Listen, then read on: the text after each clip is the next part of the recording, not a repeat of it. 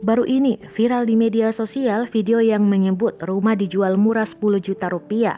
Alasan sang pemilik tidak cocok dengan tetangga. Awalnya, akun TikTok @dedekInok membagikan kondisi luar rumah berwarna pink.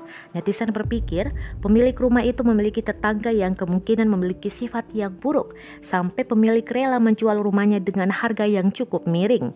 Kesengan pembuat konten tersebut terlihat di akhir video. Itu pula yang membuat para netizen menjadi syok. Bangunan tersebut berada di kawasan kuburan yang tentu bikin merinding. Diduga bangunan tersebut merupakan gudang yang kerap ada di sebuah pemakaman. Gudang dipakai untuk menyimpan alat-alat seperti keranda. Video viral tersebut pun langsung mendapat berbagai komentar dari warganet. Beberapa di antaranya merasa kesal, apalagi bagi mereka yang awalnya siap membeli dengan harga 10 juta rupiah.